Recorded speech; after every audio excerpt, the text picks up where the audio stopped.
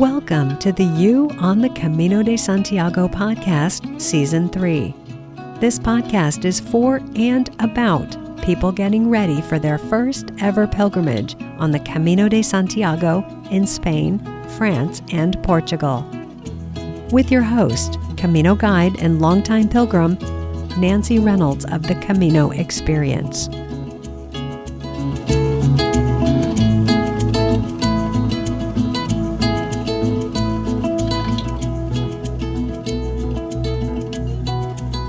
Is it safe for a woman to walk the Camino alone? How can women protect themselves when on the Camino? These are questions that come up regularly online, in the Camino Facebook groups, and on the online forums.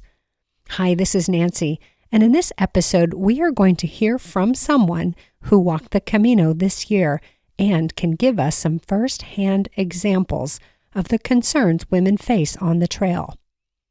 You may remember Kathy from Season 1, Episode 11, and Season 2, Episode 13. She was heading out in late May to take on the challenging Camino del Norte from Irún. Kathy's motto is, live simply and do cool stuff. And she did just that. I think you know what word I left out there.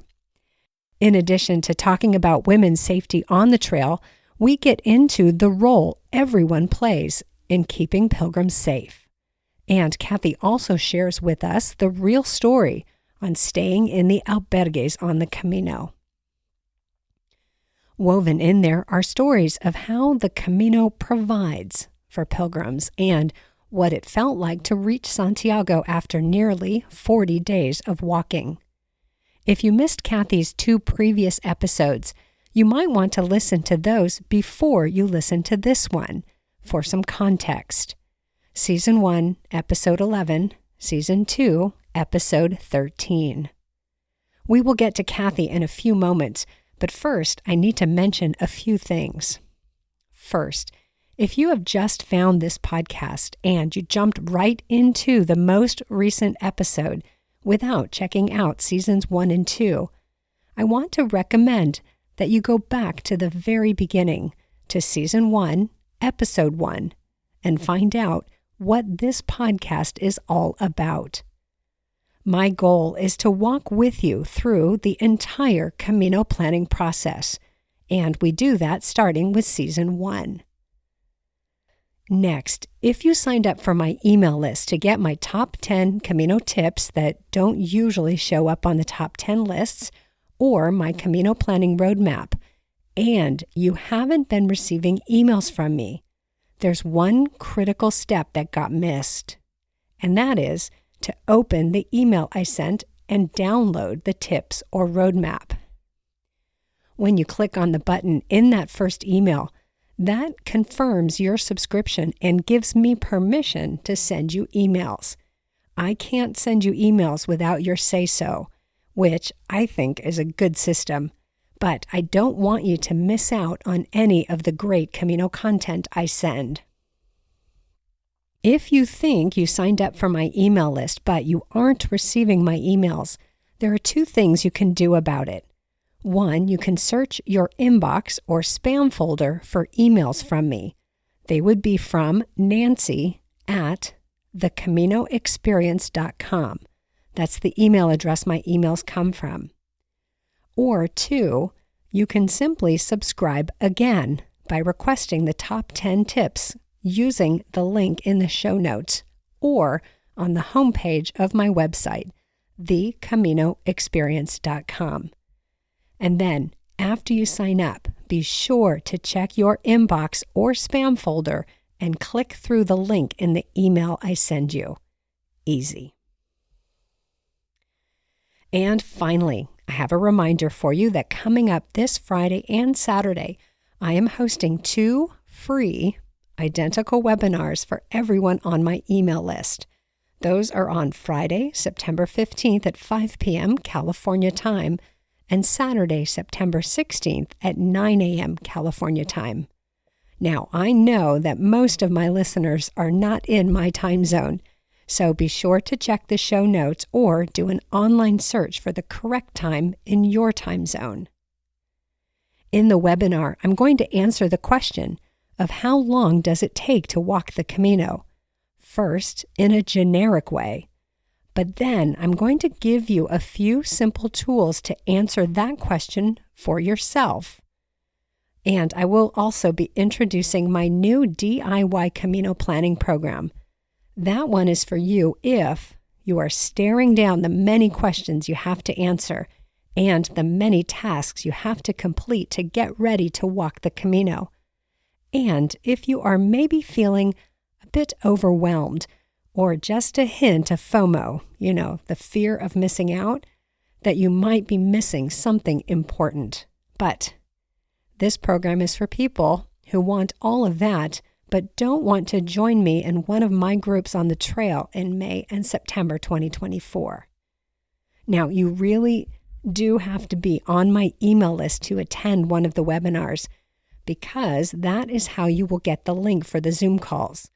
So again, if you think you signed up for my email list but you haven't been getting my emails, they come every Friday, check your spam folder or just sign up again using the link in the show notes or on my website, thecaminoexperience.com.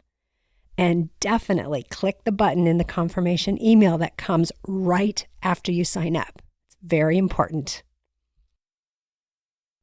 If you are listening to this episode after mid-September 2023, do still get on my email list so I can keep you updated on the free webinars and other ways I assist first-time pilgrims.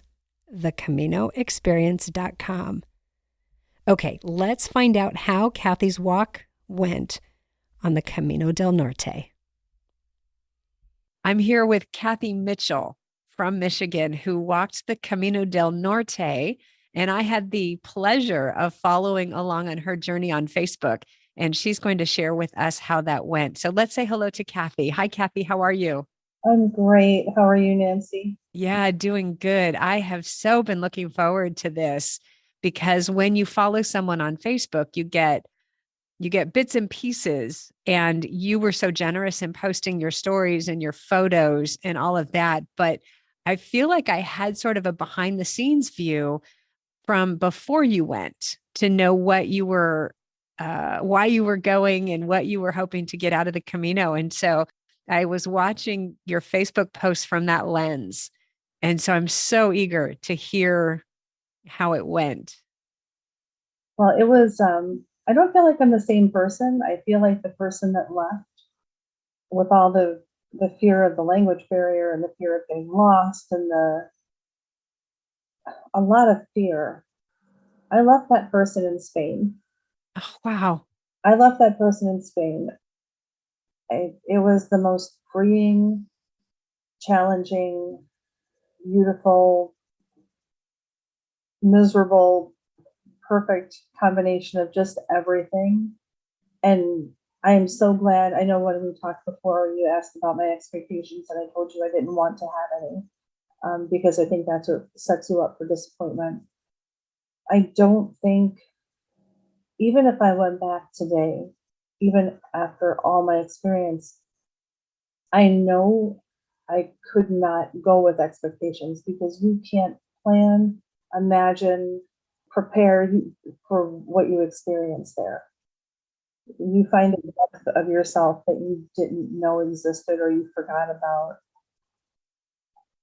Yeah, it was amazing. So what you're describing are the things that you can't see in a YouTube video about the Camino. Yes, I mean, you can, some of it is, you can see how challenging some of the paths are. You can see the steep inclines. You can see, cuts and bruises and blisters. You can see those things, but you can't see what you've experienced and what we've gone through to get to those places and then get past those places. I mean, that's an internal thing, and every single person deals with it differently. So when you say get to those places and get past those places, I'm thinking maybe you're not talking about points on a map. No, No, not so much points on a map. I mean, overcoming obstacles, finding strength to carry on, finding the presence of self to get yourself back on track when you have temporarily misplaced yourself, and then the physical, what can physically happen to you can happen, and there's not even a point on the map. It's just, it happens. Would you say that again? So some of the things happen in a blink of an eye. So there's not like a spot on the map, or it's a realization that comes over you, and all of a sudden you don't know when the change happened or how it happened. You just know it happened. It's something that you feel like emotional baggage fell away, or physical strength just appeared, or there's a sense of calm that comes over you, and you don't know when it happened because a few hours ago you were in tears, miserably lost, asking yourself what drug you were on to even make you want to do this in the first place, and what's wrong with the people around you to let you do it. It's the what was I thinking moment and what were they thinking moment. Who doesn't tell you about this stuff? They forgot to put this in the brochure. Right. That wasn't written down on the map. But then you just go from that chaotic, desperate, painful place, and all of a sudden there's just peace. I mean, and just through the walking and through the seeing and the experiencing, the sights, the smells, the sounds, the people that you meet, the other stories that you hear, you all of a sudden find yourself calm and at peace. And it's almost like you don't remember what triggered that episode in the past, but it's gone. And some of it is like just lifelong burdens gone. It's so hard to put into words. Well, it is hard to put into words. And the thing that I want to emphasize is you're describing your experience. Right. It's uniquely yours. And so someone listening to this conversation might think, oh, I want that. I'm going to go get that on the Camino. And it's like when you watch a YouTube video and you see these wonderful pilgrim meals and the beautiful terrain and the sun is shining and there are puffy clouds in the sky. And you think, I'm going to go walk the Camino because I want that experience. But you had your experience and you worked for it. I remember the lead up to this. You worked for this. I did. And I tell you what, I could not have. I mean, I was hoping for blue skies and puffy clouds and, beautiful views and pilgrim meals. But if I had gone into it thinking that every day was going to be like that, or every albergue I stayed in was going to have a communal meal and people were going to come together and eat and drink and be merry, I would have been disappointed because it wasn't always like that. I got chills when you said that. When I started on the Norte, it was before high season. So some of the albergues were just opening. Some of them weren't open yet. And the very first one that I stayed at didn't even have a kitchen. So you had to go into town. But we bonded, like there's people there that bonded, and we sat and had meals and shared stories. And we were still on that first night of the Camino rush. But then further on down, there were communal meals. There was an albergue that was a donativo that an Italian made a beautiful lasagna meal with toasted bread and homemade jam. And, so there was that. And then we played 20 questions afterwards. So there were days like that. And then there were days where I was staying and there was only 2 other people and everybody was just passed out because it was after a long, long day. Everybody was just passed out. I don't even know if we ate dinner. You have to choose where your energy is going, to get your pajamas on or to eat. Absolutely. Absolutely. So let's get some context here. So some of my listeners will probably have listened to your previous 2 episodes, one in season 1 and one in season 2. And I'll have the exact episodes in the show notes so people can go back and hear the before. But let's get some context. Would you just start us from, I walked the Camino del Norte starting from here on this date, and it took me this long to get to Santiago de Compostela. Sure. So I started in Irun, and I started on May 31st. And I didn't do the big stretch to San Sebastian the first day. I stopped in Pasaki. I think that's how you say it. But depending on if you're Basque, Spanish, or English, there are three different ways. Pasaki is what I landed on. And that was my first day and my first experience. It took me until the 7th of July to get to Santiago. Okay. Initially, I was going to do the Norte and then from Oviedo take the Primitivo down. But by the time I got to the split, I had fallen in love with the northern coast, and there were so few people. I mean, it was not crowded, it wasn't rushed until you got into the big cities. But then I heard everyone deciding to take the Primitivo, and I thought, I'm staying on the coast. And by then, I knew I had heard so many people talk about Cathedral Beach, which is on the coast further on. I had to go there. So I only had 4 days that I stopped and stayed over. No, actually 3 days that I stopped and stayed over in a town. So instead of staying just one day, I stayed multiple days. So you had 3 0-kilometer days where you didn't walk? Yeah, I had 3 0-kilometer days. Out of that's like 40 days, 42 days? 42 days, yes. Great. Okay. I did have a few 30-kilometer days. Tell us about the route. Tell us about the Norte. See, let's hear your sales pitch on the Norte. Okay, so the Norte is beautiful and it is so challenging. A lot of people start in Bilbao, and I never understood that when I was reading all the posts. It's like, oh, we're going to start in Bilbao. And there was a distinct difference when people were describing doing the Norte from Bilbao and doing the Norte from Irun. The people that started in Irun, super challenging, a lot of hills, the Basque country. So if you don't start in Bilbao, you are out of Basque country. Or if you start in Bilbao, you've started past. If you're going to do the Norte, people, do it from Irun. Do the hard part. Do the big inclines. Just pace yourself. Be patient. Be kind to yourself. Know that it doesn't matter what you hike at home. If you hike 3 miles an hour at home, you'll be lucky if you do 2 miles an hour. The inclines are steep.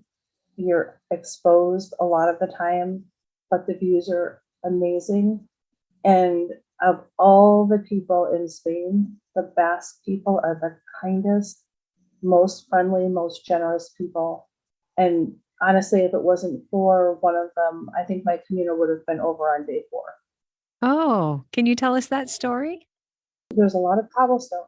So you're going up and down steep inclines on wet, slippery rocks in some places.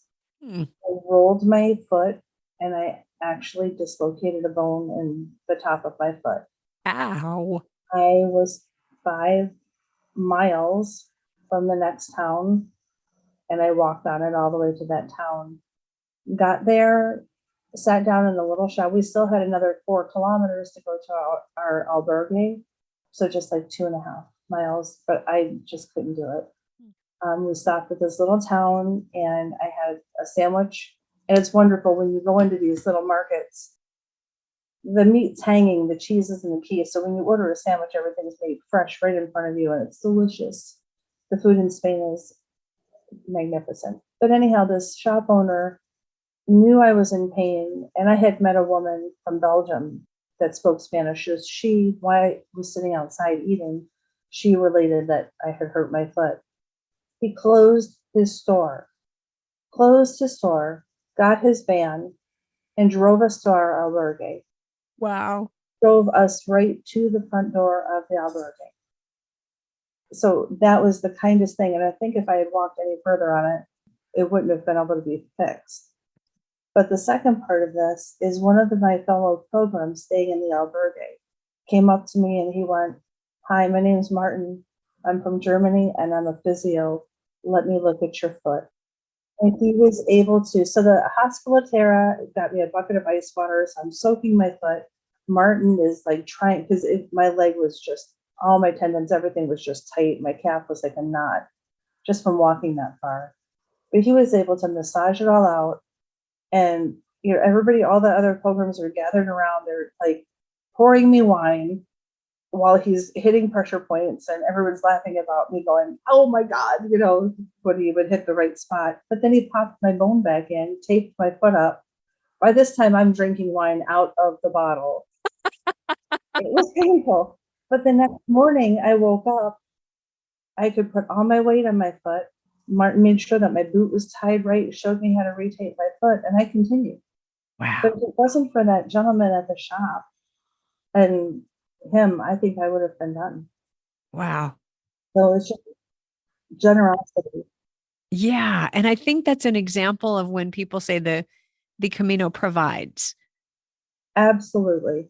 Absolutely. And there's an element to it also that we sometimes overlook, and that is that in order for the Camino to provide, we have to receive it.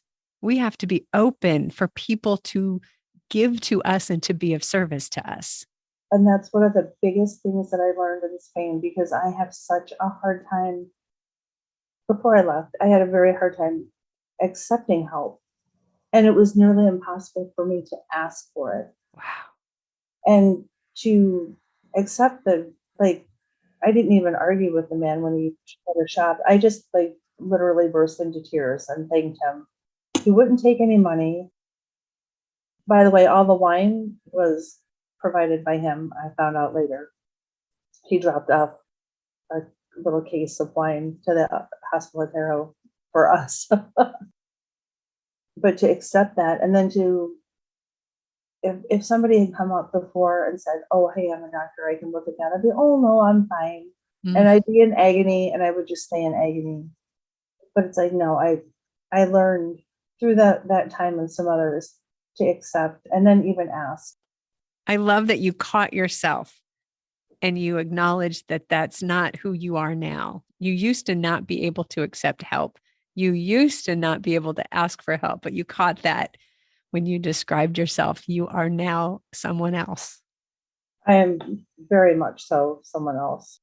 It reminds me of in our last two conversations when you talked about when you went to Yellowstone and you got to be who you really were because they didn't know you, they didn't know your history, and they didn't have any expectations of who you should be and what you should say yes to. Did you find that to be the case on the Camino? Absolutely, and even more so. Because even in Yellowstone, I had a job. Mm-hmm.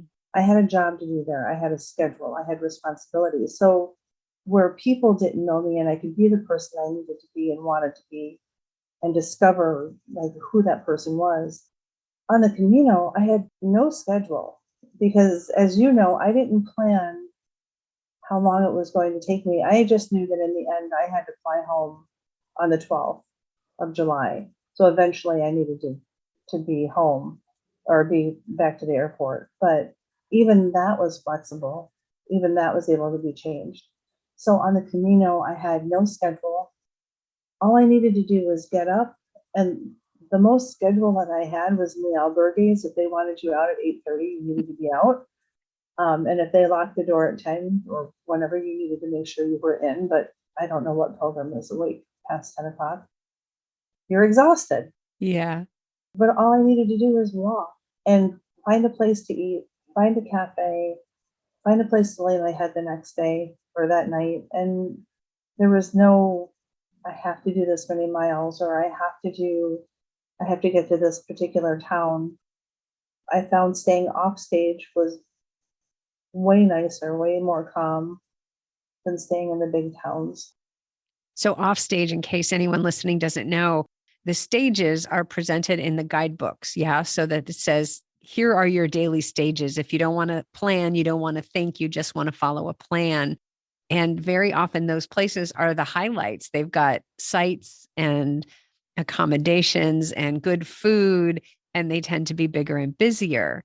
And so if you get off stage, meaning not staying at those endpoints of the prescribed stages, you can find a calmer, more quiet experience. And you're still walking through the big stages. So, for instance, when I went to Bilbao, that was a stage end that I did stay at, and that was one of my extra days because I wanted to go to the Guggenheim. I wanted to experience that town a little bit more. And initially, I had planned to stay an extra day in San Sebastian because of the food and everything. But when I got in there, and it was only my second day, I was already to the point where I was used to the peace of the first 2 days. It's like, no, I don't want city. I'm not staying here an extra day. Well, that is so luxurious and so wonderful to be able to walk the Camino without a plan. And I know many people, especially on the Frances, are now planning their whole itinerary and booking accommodations. And this is the way we did it in 2005 when I walked. We just there's an albergue in this many kilometers, go there rather than plot and plan and all of that. So there certainly is some freedom that comes with doing the Camino that way. I really enjoyed it. And again, old me, like before Yellowstone, I would have lost my mind if you told me that I was going to need to find my way and I didn't know where I was going and how far. Because prior to Yellowstone, I had to have everything planned. I needed everything laid out for me. I'm so glad that that's not the way I did it because I think it takes a lot of the joy away. Because when I saw people stressing, it was the people that had plans and oh, I need to go. Oh, I can't sit here any longer. This is really beautiful, but I have to go. Like, no, you really don't have to go. Just sit. Or the people that thought, I'm going to stay in this town, and it was an end stage, and the albergue was full. So you just don't know. You just don't know. Yeah. And so did that ever backfire on you? Did you ever have any, whoa, wait a minute, there's no place to stay? Yes. So I met on the very first day a woman from Belgium. Her name was Mickey. And we walked on and off most of the Camino del Norte together. And we separated for days here and there because our paces were different. And, she'd want to stay someplace or I'd want to stay someplace. But we were together and we walked it was a Sunday. So please note Sundays, everything shuts down. And sometimes it means the restaurants and sometimes it means the albergues. Didn't know that. So Okay. we walked into a town that was off stage and we had planned on staying there and getting food there. And we walked into it was like a ghost town. Nothing was open.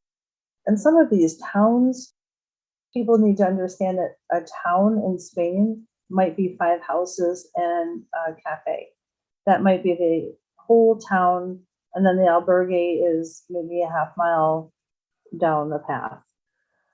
So if you think, oh, well, everything can't be closed. Yes. Yes, it can on the Norte. It's less common on the Frances route that you would go a day without finding something open. But yeah, it sounds like in these smaller villages on the Norte, you can expect that. Yes. So we got to Rio Seco. Nothing was open. One of the locals actually walked us to the next town that was 5 kilometers away, which was super sweet and explained where we could stay and where the bars were and a good place to eat. So we went and we had our dinner and we were talking to the female bartender and she's like, oh, well, the albergues are full, but if you want, you can stay with us or stay with me tonight, but you have to wait until the bar is closed.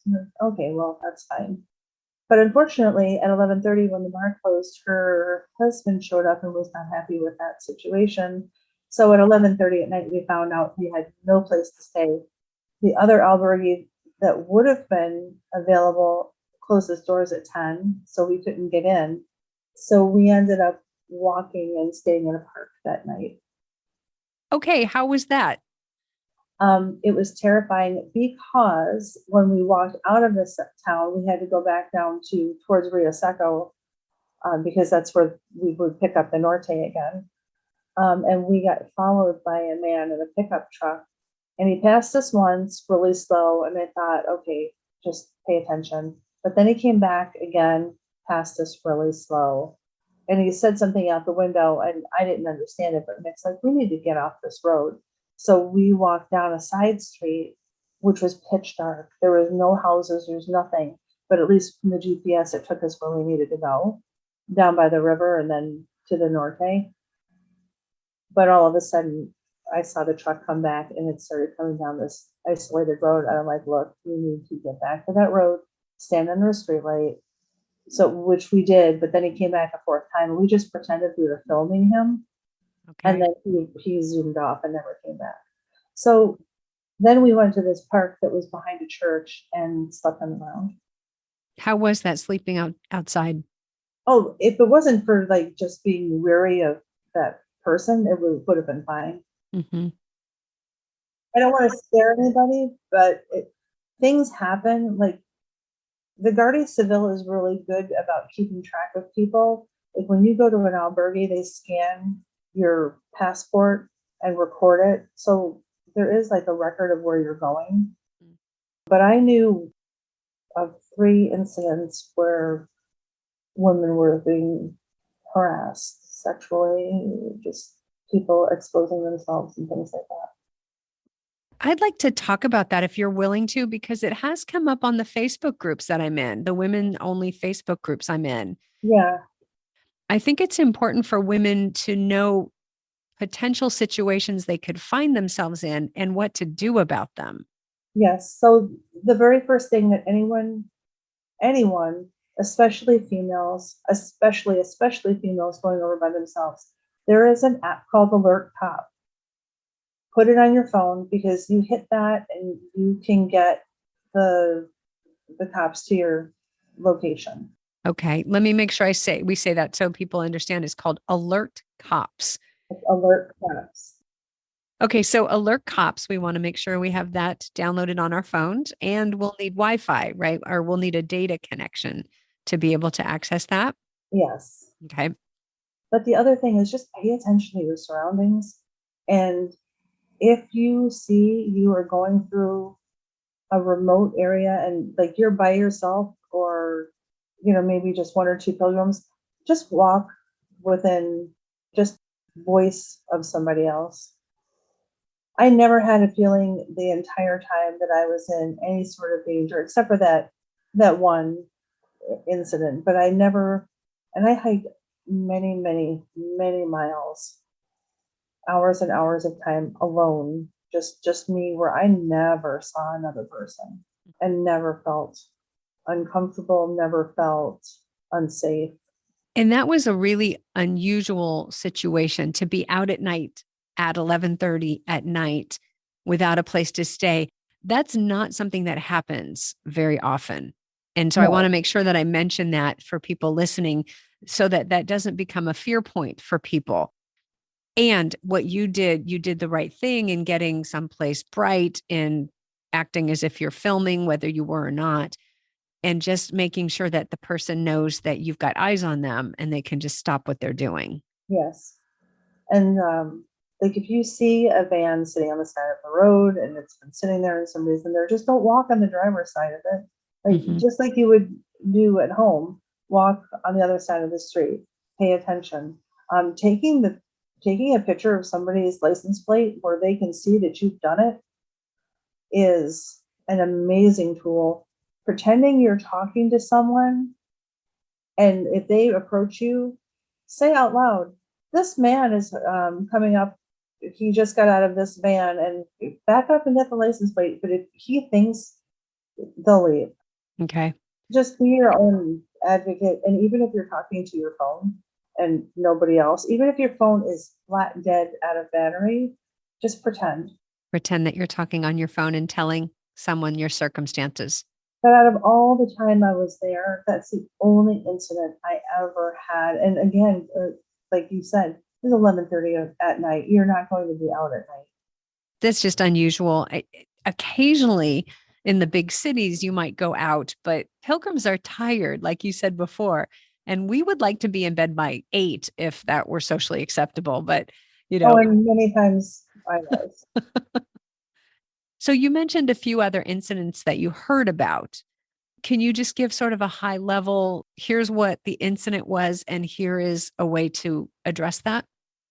So both of them were men exposing themselves to younger girls that were by themselves, and both of them had their headphones on or earbuds in, so they were not paying attention. And they even, both of them, like, I looked up, and all of a sudden, you're not walking through narrow, winding, blind corner paths most of the time.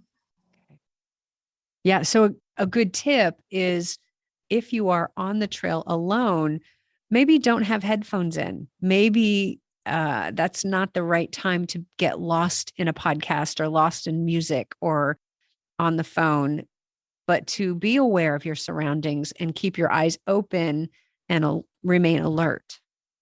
And I really don't want to put fear in anyone, because it's not a fearful. I mean, those two incidents, yes, that's a terrifying thing to have happen, especially if you're young, but it's not something that's happening a lot. Yeah. Interestingly, though, we are hearing more reports. The question I don't know is, are there more incidents, or are we hearing about them more because we're on social media? Well, the one thing is, social media, I think, is good because it's making people aware. So there was an albergue that I stayed at, and the hospital in Terra kind of, and it wasn't just me, there was another, well, Mick was there. And by this point, she had broken her arm.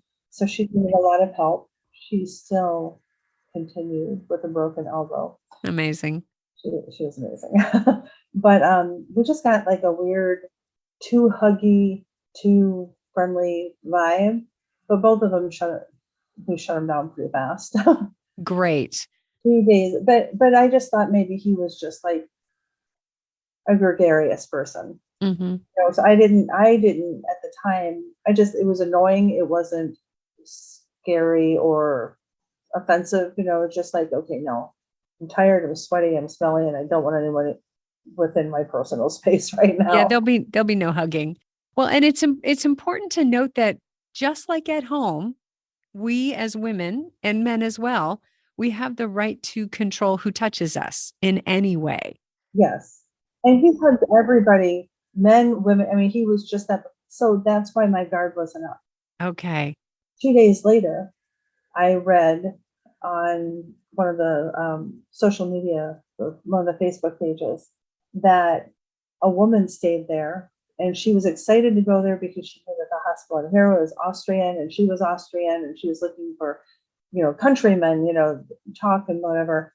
And he actually made advances on her. And even after she said to stop, try it one more time. And then she just packed her things up in the middle of the night and left. Wow. He did the right thing and reported it, and they shut him down. Yeah. And that's the thing, is to report it, because Spain as a country, the Guardia Civil as an entity, they don't tolerate this behavior. If they're aware of it, they will shut it down. Yeah, and they did within 48 hours. Great. So the Guardia Civil is, if you are lost, if you have questions, if you don't know what to do, if you get into a town and all the albergues are full, just find the Guardia Civil or the local police. They're very, very willing to help. Mm. I had a pilgrim, she came in, she didn't have any place to stay, went to the police called the priest found a place in the church. So the police, unlike some of the stories you hear, the police over in Spain are very helpful.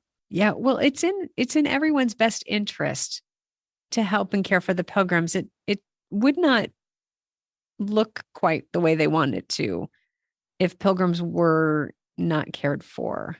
True. I don't think I'm saying that quite right. It's the same thing, that they don't want us to get lost. They don't want us to get off the trail. It's in everyone's best interest that we find our way to Santiago. Yes. And that we do it safely. I had a police officer stop me and say, Camino? And I said, sí. And then, to thank you, Google Translate, he asked me which road. And I said, Del Norte. And then, no. You're not on the Norte. And so we pulled the map out, and I was way off. Wow. Yeah, again, it's in everyone's best interest that they keep us on the trail. Yes. Yeah, good. Well, he was doing his job, but he probably also was a kind, caring person. Yeah, and most people, I mean, the Spanish people overall were very kind, very considerate, very helpful. There was one area that was not as, and it's amazing when you cross over from one section to the next. Like when I left the Basque Country and I went into Cantabria, you can tell the architecture is different, the people are different, the pricing is different. Oh, higher or lower? Cantabria was very expensive compared to Basque. Okay. The Basque Country, I'm thinking, oh, if this is the way it goes the entire way, I'm not going to spend that much. I really didn't spend what I planned. I didn't spend as much as I planned. And I even got a hotel like the days that I did the extra stay over because you can't stay in an albergue more than one night. Mm. I got hotels. And the hotel I got, even in Santiago, was €40, which is expensive in my book compared to everything else when you're paying like 8, €12 for an albergue. But it was gorgeous. I wouldn't stay in a 40 euro a night hotel in the US.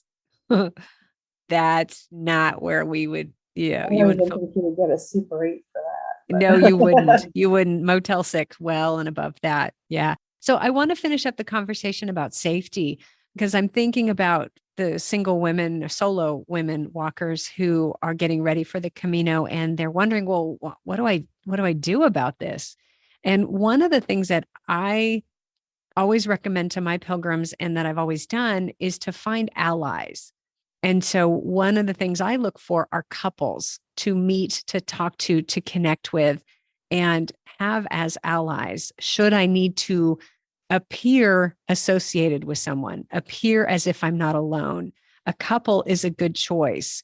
One, you know that there's not much risk of the man behaving inappropriately when his wife is there. And I hope that doesn't sound, as if I'm saying he would, if his wife wasn't there, he would behave inappropriately. I'm not saying that, but in my experience, the couples that I've met on the Camino tend to be fairly well aligned and fairly well connected to each other as an entity, and therefore represent sort of a solidified front. And so you've got a female ally who, if you have concerns that are unique to women, you can share with her. And then the appearance of a male, it's still in many cultures, you appear to be safer and more protected, and someone's watching out for you if there's a male in the party. absolutely. And I'll play that card. I will absolutely play that card. Yeah, and I would, if you're feeling unsafe and there is anyone else around, walk up to them like you know them. And the first thing out of your mouth needs to be, I'm feeling really uncomfortable because of this. Could you just please have conversation with me? Because there's Yeah, not a pilgrim out there that will not help you. I think you're right about that. There's not a single person out there. Shop owners are great. Just walk in, but somebody that you can like walk out of the town with, or just like sit down and have a cup of coffee. And that's the other thing too, when you're sitting in a cafe, if you go in and you get your cafe con leche, which you have to get, and you take it out and there's another pilgrim sitting by themselves, go sit down, introduce yourself. And that's a great way just to get people on your side and to look like you're with someone. Yeah, definitely. The other thing I'll say about safety is I think my perception and what I've observed is that as I've gotten older, I have received less attention on the Camino. So the first time I walked the Camino, I was 40 and, much more of a cute young thing than I am now. And 17 years later, I don't get much attention from local men. When I was 40, men would come see me on a bench, come sit down and strike up a conversation and invite me to that hotel over there.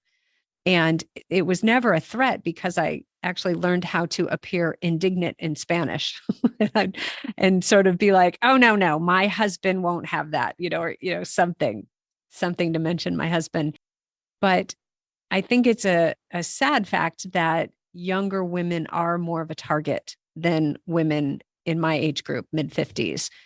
And so, just as a word of caution for younger women to find your allies and for everyone else to be an ally and to be the person that has the eyes out for the solo female pilgrim and make that connection and make sure that we are all supported and that women all have an ally, all have a friend close by. Yeah, absolutely. Yeah. And I also love parents, people who have children who, because they get all parenty, they get all like, don't you mess with my kid. Don't you mess with my fabulous young woman here. Yeah. And I get like that too. I don't have children, but I get sort of protective when there's a young woman and I see someone, if I see her uncomfortable, I will go up to someone and stand right next to them and just let them know I'm here if you need anything. And I think that's what we can do for our fellow pilgrims. Definitely. Good. I appreciate you bringing that up because really, seriously, it has been a topic of conversation this year, unfortunately. Yeah, I've seen it more. I've seen it more since I've been home than I did when I was over there, which I'm glad because. Well, and that's an interesting phenomenon about the Camino. When you walk the Camino, all you know is what's happening right where you are. You don't know much of what's happening a day ahead or a day behind. Nope. And you certainly don't know what's happening a week ahead. And there could be a complete alternate universe going on over there. And then add in all the other routes. So you can read about something on social media and conclude that it's rampant on the Camino, when in fact you're on the Camino, you look around and there's none of that going on. Oh, I know. And that's true of the good, the bad, and the ugly, the men exposing themselves or this great pilgrim dinner. Well, I didn't have that great pilgrim dinner. What I thought that was part of the package, so every end of the spectrum there. Definitely. So I would love if you would talk with us about the albergue experience, because it sounds like you stayed mostly in albergues. Would you walk through the experience? You enter an albergue and what happens? Okay, so they're all a little different, but the basic albergue situation, they have a limited number of beds. So and they open at a specific time. So if you decide you're walking at 2:30 or done walking at 2:30 and the albergue doesn't open until 4, you have two choices. You can sit and wait at the albergue to save your place until 4, or you can go and get the menu del dia and then come back after 4 and get a spot. So what I would say is if you see a lot of people, if there's not a lot of options in the town, the albergue has a limited number of beds. You might want to wait it out. Just go grab a snack, come back and have a drink and a snack and just wait, and then go and get your dinner after. Knowing that your dinner will be at 8 o'clock because things are open. But when you get to the albergue, they'll take your passport and your credential. You'll get your stamp. You'll pay. Most of them take cash. Very few took credit cards, and that might be because I wasn't relying on my credit cards. Most of them take cash though. Some of them have set prices. A few of them are donativos. A donativo, so you pay what you think is appropriate. And if you can stay in an albergue for €8 and they have a kitchen facility that you can use and a bed, then when you're staying at a donativo that is offering you food and has a nicer, cleaner facilities, please pay appropriately because that's how they keep those services open. Absolutely. So if you have a guidebook, they'll usually give you the ranges or the pricing for the albergues. Just keep in mind that every year they go up a little bit. So just be prepared. So some albergues will have a sheet and a blanket, like an actual cotton sheet and a blanket on the bed, and they'll have a thin blanket. Usually you'll use your sleep sheet or your sleeping bag. Some albergues have rubber pillows and rubber sheets, and they give you a paper, literally paper fitted sheet and a paper pillowcase. And then you use your own, and no blanket, so you would just use your own sleep sack. So they range the whole spectrum. Some of them are bunk beds. Most of them are bunk beds. Okay. So first people there usually get the lower bunks. And if you're older, I mean, I just turned 62. And when I hurt my foot and I was all taped up, I would play the, hey, I'm older. I need a lower bed. Sometimes it didn't work. If they're all taken, you're not going to say, hey, move your things. So back to the bedding that's provided. So there is a variety. They keep those pillows and mattresses wrapped up, I think, to keep the bed bugs from moving in. Yes. And the thing is, I want to make sure people know you always need to have something. You need to have either a sleep sack or a sleeping bag, because even if they give you a bottom sheet, you still need something between you and the blanket, because those blankets are not washed every day in many cases. They're usually wool, and I'm allergic to wool. I found a sleep sack perfect. The silk sleep liners are really warm for how thin they are. Yeah, they add 10 degrees Fahrenheit. Yeah, so I never needed anything more than that. And sometimes it was actually hot, but you want something to cover yourself because, again, you're in bunk beds. And not all are bunk beds. Some of them are just lower beds, but very, very few. Most are bunk beds. And it's a mixed dormitory. They don't have men's and women's. So you could, be in a room with a bunch of men, and most people on the Camino don't wear pajamas. They'll wear their underwear to bed. And that's it. So you become very accepting, just very unmodest. Yeah, people have different levels of modesty, and it does tend to shift when you're on the Camino. Absolutely. I mean, some people, mostly you can tell, like Americans, they come back from the shower and they're like completely wrapped in a towel, or they're completely changed. They'll be in the shower changing and they'll come out completely dressed. Europeans, they just come out, throw their towel on the bed and change right there in the middle, and they don't care. Which that was one of the beautiful things about Spain. No one cared. There was no body judgment. So you didn't have to feel self-conscious because nobody cared, which was lovely. So the showers, there's usually showers. Some of the showers in the albergues, you turn the water on and the water stays on until you're done and you turn it off. Some you push a button and you get like 30 seconds of hot water, sometimes 30 seconds of cold water, and then you wet down, lather up, and then rinse. It's all different. It's all Different plumbing. different plumbing, different, heating systems. And then some of the albergues will have, you can pay and have a breakfast or a dinner, and they'll serve it right there. Or they'll have a communal kitchen where you can go and buy things from the grocery store and come back and prepare your own food. Some of them have pots and pans, some of them don't. So they may have a kitchen. I went into one that had a kitchen.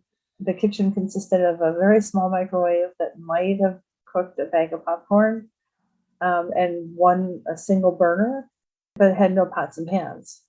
So the moral of that story is always check the kitchen before you go to the shop. Yes. Make sure that it has the gear. Make sure it has the plates and silverware to serve. If you're making a big salad, make sure there's a bowl. Yes. Yeah, good. So I stayed in albergues that ran the gamut.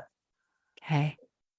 How was the experience for you? What did you find yourself the albergues were the perfect experience for you on the Camino? I loved it. I absolutely loved it because of the wide variety of experiences.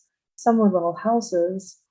So I stayed in anything from a little house to a renovated church to a pretty modern building with a great kitchen and a huge garden. And the dinner, they brought the vegetables right in from the garden and served, and the eggs in the morning came from the chickens. I stayed in a monastery that was built in 952. Wow. That was converted to an albergue, but still had masses and still had vespers. And yeah, so just such a wide range. I stayed in two monasteries. One of them had like small rooms, anywhere from two people, which I stayed in one room with two people. Two rooms that had 200 people. It was just row after row after Wow. row of bunk beds. Now, when you were walking, did you seek out specific types of albergues or specific experiences, or did you just take what was on offer in each village as you got there? Pretty much took what was on offer. The two monasteries I stayed at, I knew I wanted to stay there just for the experience and the history of it. And then Güemes, I sought that one out. There were other albergues, but the one in Güemes had 200 beds, but they were all in individual buildings. So there was no more than 8 beds in one building. And the history of the property just really drew me to it, because the priest that owned it and ran it was also a world explorer, and he was very much into environmental work and true pilgrimage. I mean, the meal was amazing, both the dinner and the breakfast. The rooms were all comfortable. The property was massive, gardens and sculptures and fruit trees and a great laundry facility. Oh, that's the other thing. Some albergues have laundry washing machines that you can use. Most have sinks where you can wash clothes out and then you hang them out on the line. But yeah, Güemes was something I sought out too. But those were really the only ones I sought out, outside of like, well, this is the only one here, so I guess this is where I'm staying. I think it's really important to know the variety is out there, because we sometimes have these expectations. Again, we watched YouTube videos and see these albergues and see the albergue experience and have an idea of what it's like. But to really understand that every single albergue is different and every experience will be different, because they all have different hosts. The hospitaleros are different. Some are volunteers who have walked the Camino and came back to help the pilgrims. Some are families who run the business. Some are nuns or priests or monks, because you're on this Catholic pilgrimage. And then you're with a different group of people every night. And so if you show up at an albergue and all your friends are there, that's going to be one experience. And if you show up at an albergue and you don't know anybody, that's going to be a different experience. Right. Especially if everybody else knows each other. Yeah. Yeah. You're like the odd person out. But then people are like, oh, where are you from? And Yeah. there's the stories, and when you're walking, especially if you do the entire route, your people will shift. A lot of people come and they do a week at a time, and then they come back the next year and pick up where they left off and do the next week, because it's all the time they have. Some people are faster, some people are slower. So your people really rotate quite a bit. Yeah. It's sort of an ebb and flow. It is. And it's very rare, I think, that you finish with the same people you meet on day one. Mm-hmm. I did have that experience, but like I said, Mickey and I separated our ways. But when I found out that she had fallen and broken her arm, I waited a day. That was one of my days of zero. I waited a day for her to catch up to me, and then we stayed together the rest of the time. Nice. Yeah. We make those decisions as we go. What is most important? Is this relationship most important? Is my timetable most important? Is my forward motion most important? And that changes too. Yeah. Because when we first met, I love her. I think we're going to be friends probably for the rest of our lives. But she smokes like a chimney. Okay. And that's just something that I'm super uncomfortable with. Yeah. So I would distance myself, and I kept telling my husband, I'm like, there's a lesson. I know there's a lesson. Yet to be revealed. But she's just such a great person, and she was walking for such a good reason. And we just meshed. We had such similar life experiences in the past. Well, let's go to the end of your journey. What was it like to walk into Santiago de Compostela? Okay. So after all this time, you're walking, and we're almost here. And when you get on your last day, let me back up. The second to the last day, where the Frances met the Norte, Mm-hmm. I went from a handful of people walking and calm and quiet to utter chaos. There were hundreds. You couldn't look in any direction without seeing just droves of people. And that was July, the beginning of July. That was July 5th, Okay. so 4th or 5th. Yeah. There were so many people, so loud, so just loud and crowded, and such a different vibe. And then the other thing I noticed, so much graffiti, like on the markers, like people were writing all over them. Interesting. You didn't see that at all in the Norte. Okay.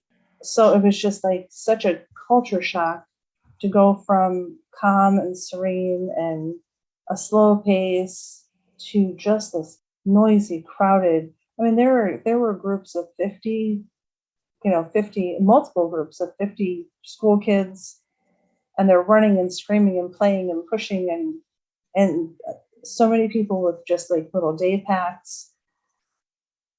And after carrying your full backpack the whole time, it's like, I'm tired. I can't. They're looking at you like, what's wrong with you? I'm like, oh, you don't understand. You don't know where I've been. Yeah, but like going into a cafe, you can't just walk in and order something because there's lines. So again, we learned very quickly, when you get into a little town, don't stop at the first one because it's where they all stop. And just went to the next one. It was a lot calmer, and there was vendors all over the place at the side of the Camino selling trinkets and things, which you didn't see at all the whole rest of the time. But then the next day, when I got up, it was quiet. And I think everyone just knew it was the last day. So there was no rush. So it was a lot more spaced out and a lot quieter. So when I got to Santiago, first you enter the town and you see the sign, Santiago de Compostela. Yeah, you still have 4 kilometers to walk. Yeah, you're not there. You have another hour. You're not there. And then you're going through city, like more city-ish, more very big city. Yeah. And then it got more crowded, but more city-like. When I got to the cathedral at first, I was, and I don't know how to put this, I was, I think I was expecting a lot more emotion from me. Mm. And I just felt numb. I felt like void of emotion. And I don't know why. And I didn't even go and get my Compostela right away. We went to the hotel, took a shower, changed, got something to eat, like a proper meal. And then later on that night, went back to the cathedral. And then it all hit me. But it was so much more quiet then. It was peaceful, and just sat there and cried. And then there was at 10 o'clock, right behind the cathedral, there's traditional Spanish musicians that come and they play, and a big crowd gathered, and everybody was singing and dancing and music. And then I felt like the celebration part of it. Yeah, so it was really weird. And then the next day I went to get my Compostela. But when I went to get my Compostela, as soon as I presented, I'm getting choked up. As soon as I presented my credentials and asked them if they could put my mother-in-law's name on my Compostela for me, they said no, they print out the way you have to register. But somebody came up and hand wrote that I walked for my mother-in-law. I lost it. I was crying so hard that I couldn't even talk to people, but they were so kind and so generous. And yeah, when I explained that I had carried her ashes with me, and I really the whole time thought I needed to go to Finisterre with her ashes after that. But somewhere along the line, I just got in my head that it was Murcia, not Finisterre. Okay. So they gave me directions and told me exactly how to get to Murcia. So that was my next day. Wow. Yeah, so all like the big emotions came when I got that Compostela and had her name, and like all of a sudden I realized what I had done, what I had accomplished, and where I was. An enormous accomplishment. Yeah. And when I say an enormous accomplishment, I don't mean it like checking off I ran a marathon or this is now no longer on my bucket list, but you walked 800 kilometers physically in the physical world on the Camino, but the journey you took inside, I think was longer and deeper. Oh, way, way longer, way deeper. And what surprised me more than anything. So the next day I went and I took a bus to Murcia. I did not walk to Murcia. I took a bus. High five. And to be honest, I actually did take a bus for one of the routes because it was all industrial and all on hard pavement. And I had fallen 2 days before that and messed up my knee. And I'm like, I'm not walking through a chemical factory to no. Just to say I did every step. Yeah, no. Yeah. And I told myself in the beginning that if I needed to take a bus, a cab, a rest day, or whatever, it didn't lessen my experience. It just made me smart enough to listen to my body. Good. But I took the bus to Murcia, and I stayed there a night because I found out that the bus I took out was the last bus, and so I stayed there. But I had a great experience there and released her ashes, and I felt such, I don't know, I don't know how to explain it. I just felt such a connection. Like I could finally, after over a year, say goodbye to her, but not her memory. Like that. Yeah. Sometimes I'd be really lost on, and I'd be like, okay, now where do I go from here, Mom? Yeah. Yeah. There's those people are a part of us. Oh, forever. Yeah. They're a part of us, and how we interact with them has just shifted when they're not in the physical plane. Yeah. I still talk to her all the time. Yeah.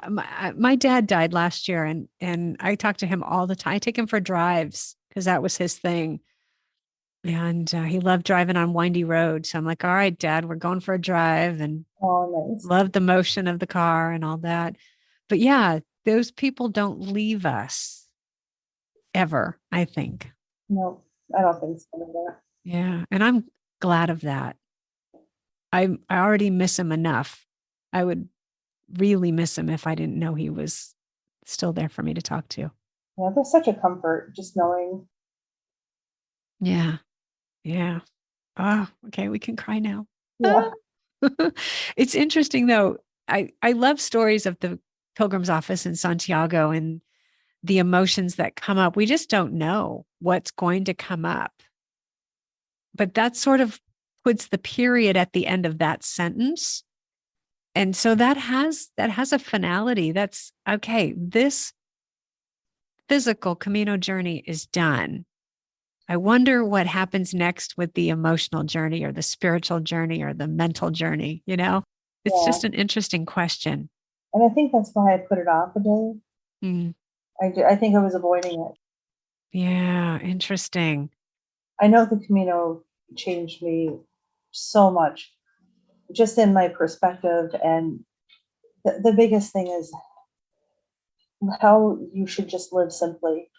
I could have, if my husband and my dog had shown up in Santiago, I think I could have stayed there and lived my entire life just like nomadic like that. All you need to worry about is where you're going to lay your head down and how you're going to eat, because I mean, I walked in the rain, I walked in the sun. There wasn't anything that I needed that I didn't have on my back. Yeah. And that was the biggest thing. Everything I needed, I had with me. It's an incredible feeling, isn't it? It is like, and Yeah. I came home and I struggled. I'm still struggling, just sensory overload. Like there's too much stuff, there's too many clothes. Like, I've gotten rid of half my closet. Like, oh my gosh, I lived for 6.5 weeks with 2 sets of clothes, And I had to give away the first set of clothes because I lost enough inches that I had to buy a new pair of shorts and a t-shirt. But it was enough. Hand Mm. washing my clothes every night and, Mhm. figuring out what do I do now that my socks are still wet and they didn't dry overnight.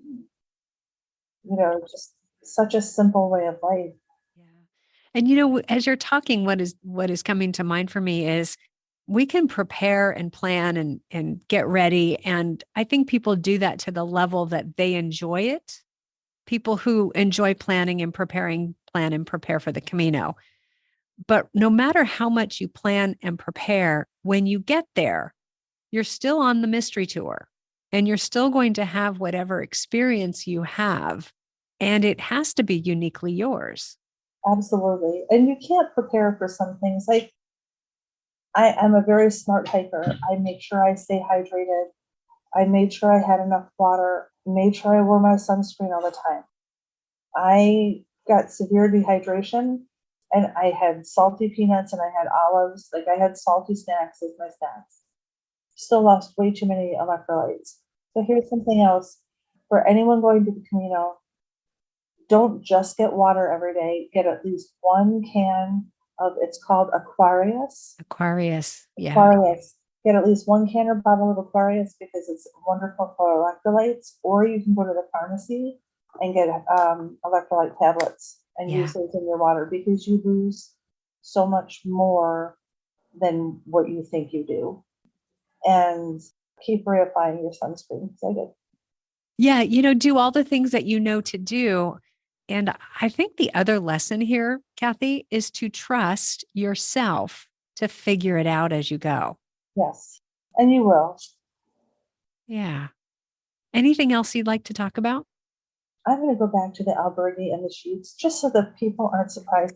Pillowcases in Spain are open on both sides. So when you fight to get your rubber pillow in that plastic or that paper thing, don't jerk it really hard because it'll fall out the other end and you will start to swear. Just saying. I love that. I saved a whole list of things I learned in Spain. Every day I added.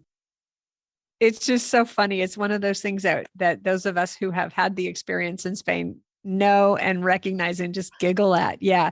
Some of them are open on both ends. And the other thing about pillows in Spain is they're usually more like what we would call in the US a bolster. They're the length of the width of the bed. Yeah. We have standard pillows and king size pillows in the US. Theirs are like long king size pillows, but skinny king size pillows. Yep. Yeah. And so I take a king size pillowcase with me to put on the pillows in the albergues, but it's still not the right size, right? So they're the wrong size and the pillowcase is open and they fly through and yeah. How many times does it happen though? Did it happen multiple times or how quickly did you learn not to do that?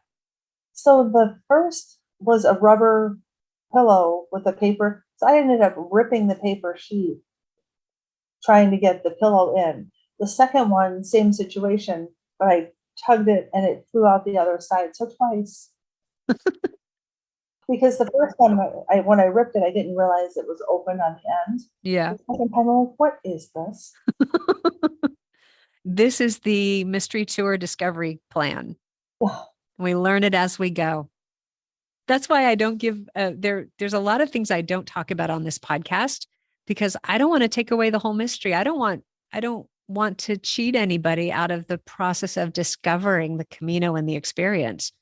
I want to make sure that you have that experience. So I like to get people to the starting point and then go, okay, go, you got this. Well, good luck. And you got this. You had Yeah. this. You did it. You did it. You did it. I did it. Yeah. Thanks for sharing your story. Oh, you're welcome. Yeah. There's a lot of good stuff in this. And I think there'll be some good takeaways for people. I did have one more question. The one thing that has scared me off of the Norte is how long the stages are. Were there any places where you had to do a long stage? There were no buses, no taxis, no way around it. Yeah. Yeah, there's two for sure that were 30K with that was your option.